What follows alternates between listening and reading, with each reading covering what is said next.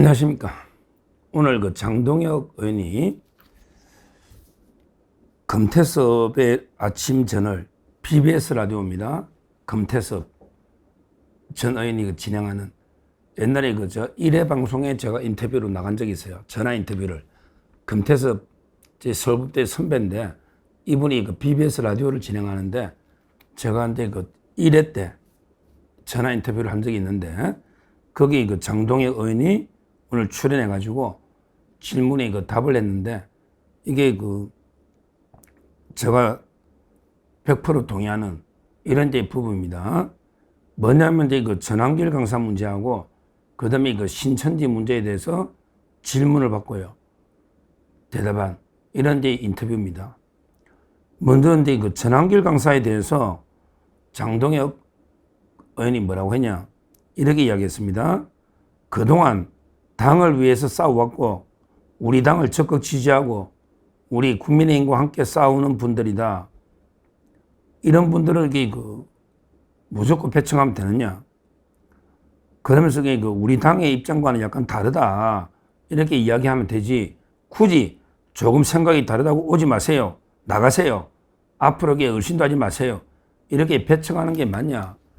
이런 이야기를 했습니다. 그렇죠. 예를 들어 부정선거를 전환길 강사가 만약에 주장을 계속한다. 그러면 부정선거는 우리 당의 공식 입장이 아닙니다. 뭐 이러면서 우리 당의 생각, 공식 입장은 다릅니다. 이러면 끝나는 거지. 이걸 가지고 그냥 생각이 다르니까 나가세요. 앞으로 얼씬도 하지 마세요. 이런 식으로 배척하고 쫓아내는 게 맞냐? 이런 이야기예요. 예를 들어 좌파들 예를 들어 보면 당의 공식 입장이 예를 들어 천안함은 북한의 소행이다. 이게 공식 입장이잖아요. 근데 옛날에 조상호 비서관 이런 자들에게 수장을 시키냐 하면서 천안함이 북한 소행이 아니라고 주장하는 사람들도 많이 있잖아, 좌파내에. 그러면 우리 당의 공식 입장은 북한입니다. 소행입니다. 이러면 끝나는 것이. 근데 천안함이 북한 소행이 아니라고 하는 좌파들, 개딸들 전부 쫓아내는 건 아니잖아요. 이게 맞는 거예요. 그러니까 우리가 민주당이나 좌파들한테도 배울 거는 배워야 돼요. 정당이라는 거는 다양한 의견을 가진, 다양한 주장을 가진 여러 사람들이 있는 거예요. 거기서 당의 공식 입장이 있고 또 공식 입장과 다른 생각이 있을 수도 있는데 물론 생각이 너무 근본적으로 다르다. 예를 들어 근본적으로 좌파인데 나는 이게 완전히 사회주의, 공산주의 사상인데 국민의힘에 와 있다. 이건 안 되죠. 이거는 안 되지만 그러나 대부분은 자유우파 국민의힘의 대부분 이슈에 대해서는 동의를 한다. 그런데 부정선거 하나만 생각이 좀 틀린다. 그러면 그냥 포용할 수 있는 거 아닙니까? 저는 그래 봐요. 예를 들어 전환길 강사가 자유민주주의, 법치주의 신봉하고 이재명 정권에 반대하고 이런 식으로 누구보다 이재명 정권에 반대해서 싸워왔다. 그런데 정치라는 게 수천 가지 이슈나 주장이 있는데 그중에 부정선거에 대해서 의혹이 많으니까 부정선거 의혹이 짙다. 부정선거를 주장한다. 그러면 하나가 다르기 때문에 당신에게 무조건 이 당에 나가야 된다. 이 당에 열심히 하지 마라. 이렇게 쫓아내는 게 맞습니까? 그건 아니잖아요. 그 정도는 포용할 수 있어야 된다. 최대한 포용을 해봐야 되는 거죠. 당이 공식 입장이 있더라도 생각이 다르더라도 가능한 한 포용해보고 도저히 선을 넘는 이런 경우는 안 되겠지만 예를 들어 국민의힘에 있으면서 이재명을 지지한다. 정규제나 조갑제나 이런 사람들 있잖아요. 이런 사람들에게 쫓아내야죠. 그러게 전환길 강사 그거 아니잖아요. 누구보다 이재명 좌파 정권과 강하게 처절하게 싸워왔잖아요. 그런데 생각 하나 다르게 부정선거 주장하는 사람이 얼마나 많은데 제 주위에도 그걸 다 도려내면요. 그러면 어떻게 우파 정당을 만듭니까? 당의 공식적인 입장은 성복 있다 하더라도 또 다른 의견이 있다 하더라도 이걸 제명하는 게 무조건 맞나? 이걸 장동혁 의원이 아주 적절하게 지적하고 있는 거예요. 그리고 또 무슨 질문이 있었냐? 바로 그러고 했잖아. 또 진행자 금태섭 의원이 아니 전한길 씨가 강성발언으로 서울시당 윤리위 해부돼 있지 않냐 뭐 이런 식으로 이야기를 하니까 장동희 의원이 뭐랬냐. 민주당은 강성 지지층이 개딸이 지금까지 끌고 왔고 대선에서 결국 승리했다. 왜 우리는 당원들을 두려워하지 않고 언론이나 민주당에서 어떤 프레임 하나 만들어서 던지면 바람이 불기도 전에 누워버리고 스스로에게 움츠러드느냐 이렇게 국민의힘을 직격을 했습니다. 그렇잖아요. 우리가 볼 때 이 개딸들이 인간입니까? 개보다 못한 민주당은 그 개딸들이 강성 지지층이 이끌어왔고 집권까지 하고요. 지금 이제 뭐 총선에 이기고 대선에 이기고 집권까지 하고 있잖아요. 전한길 강성한데 우파의 개딸이 되겠다. 우파 쪽에 자유우파의 개딸이 되겠다. 이렇게 선했지 않습니까?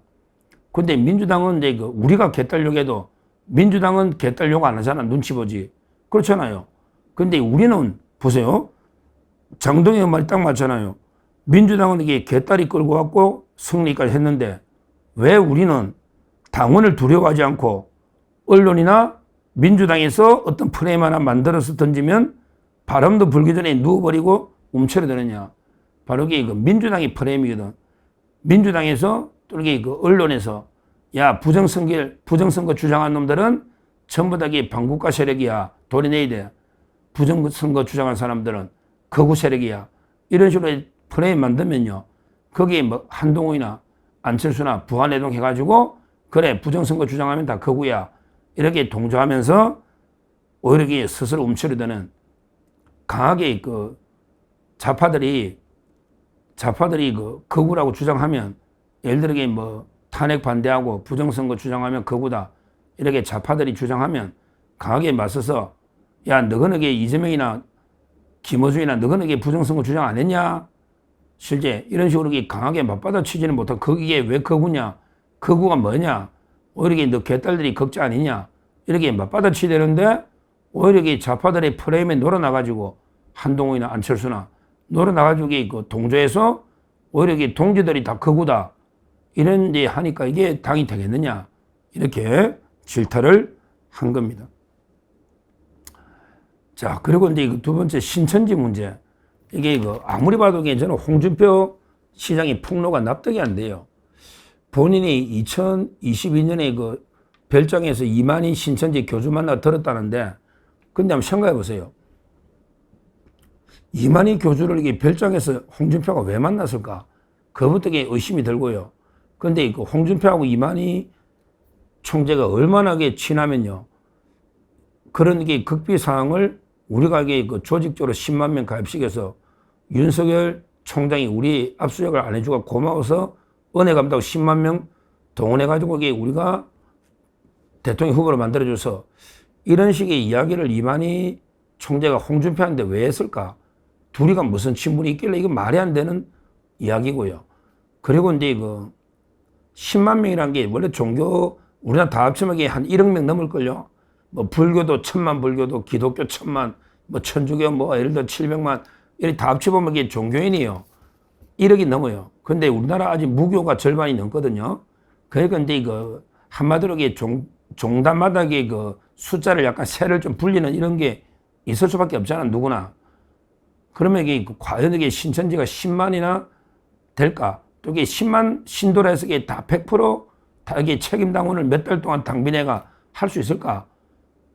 이게 쉽지 않거든요. 아무리 종파 단결해도 저는 10만 원이 말이 안 맞고요. 그리고 보통 당에서 들어오고 나가고 꾸준한 추세가 있거든요. 예를 들어 하루에 뭐 몇백 명씩은 꾸준히 들어옵니다. 우리 유튜브 구독자 느는 것과 똑같죠? 유튜브 구독자도 하루에 몇백 명 쭉 늘고 또 뭐 이슈가 있으면 좀 더 들어오고 이슈가 있으면 또 빠져나가는 경우도 있죠. 정당도 그런데 큰 변화가 없었단 말이에요. 자기가 이제 시기를 반박했더니 또 뭐 2022년 7 날짜가 2021년 7월에서 9월 뭐 계속 날짜를 변경하는데 그런 식으로 10만 명이 동시에 와 들어오면요. 그게 모를 수가 없거든, 당이에요. 모를 수가. 하여튼 의혹 투성입니다. 그런데 장동혁 의원도 지적했지만요. 이렇게 이야기했네요. 신천지. 그러기 그때요. 홍준표 시장이 자기는 자꾸 이게 억울하고 사기 경선에 나는데요. 자기가 민심에서 이겼다고 하는데요. 그때는 참고로 이게 민심이 30%거든요. 당심이 70인데 그때는요. 그때는 이게 역선택 방지 조항이 없었습니다. 홍준표 시장 맞죠?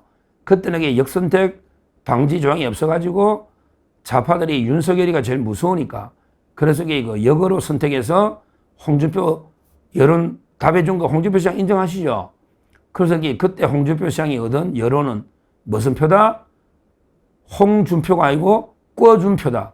꿔줬다 이 말이야. 빌려줬다 이 말이지. 좌파들이 꿔준 표다. 좌파들이 빌려준 표다. 꿔준 표. 그러니까 역선택 방지장이 없으니까 그걸 알아야죠. 그때는 이게 누가 뭐래도 윤석열 대통령이 민심이든 자유파 당심이든 이게 자유파 민심이든 압도적이었습니다. 그 좌파 민심 가지고 홍 시장님 자꾸 이게 사실 왜곡하면 안 돼요. 꿔준 표 가지고 계속 본인이 뭐 민심을 이겼다.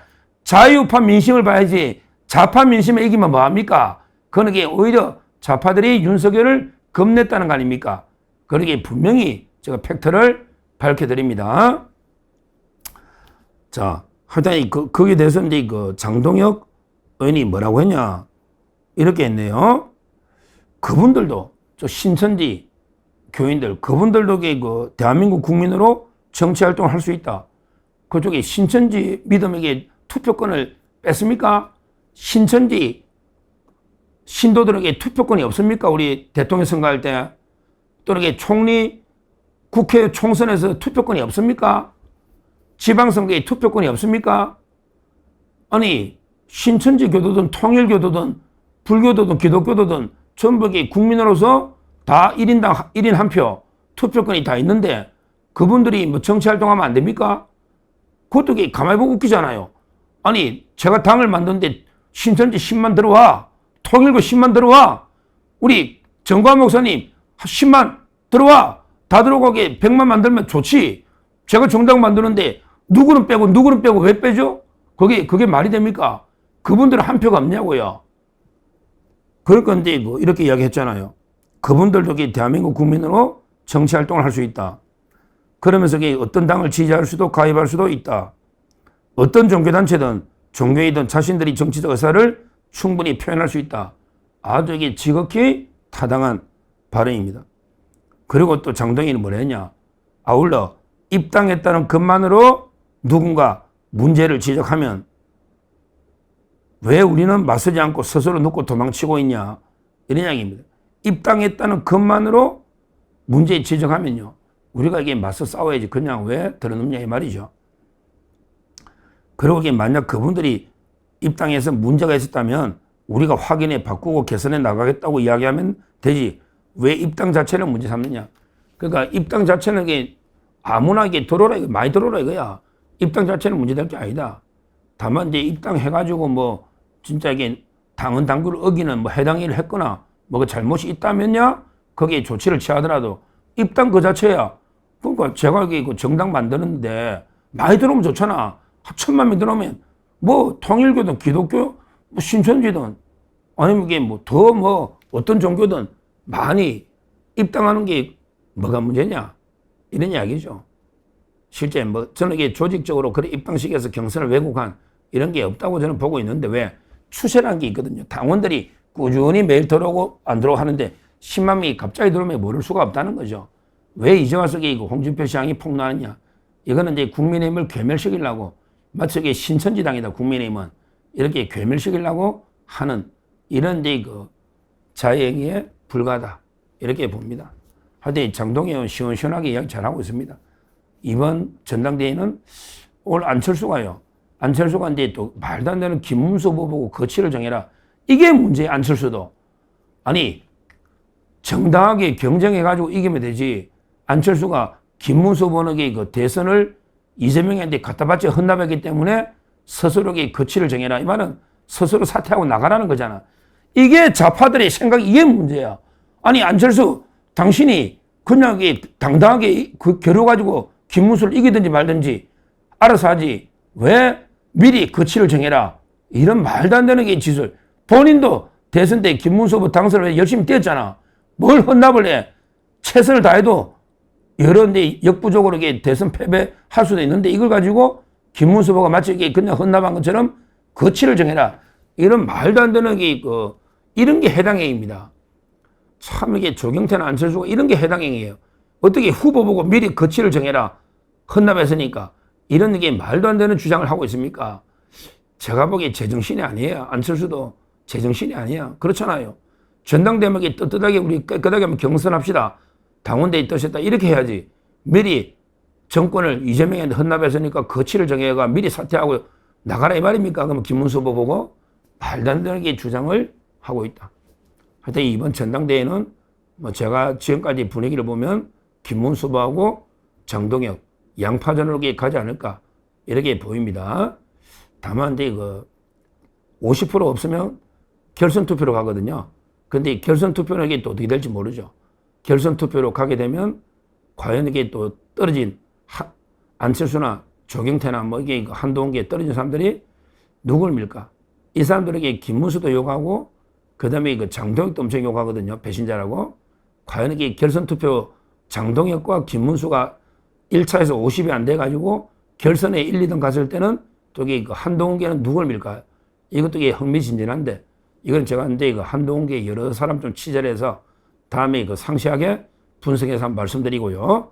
일단 오늘은 이제 장동혁 의원이 라디오 인터뷰에서 전한길 강사와 신천지 신도에 대해서 올바른 인식, 태도를 가지고 있다. 이 말씀하고요. 그 다음에 안철수가 김문수 후보에 대해서 말도 안 되게 거취를 정해라. 이런 게 망언을 한 거. 이것도 이게 심각한 문제다. 이런 전당대 소식을 전해드리고 앞으로 팩트 위주로 또 상세하게 전해드리도록 하겠습니다. 감사합니다.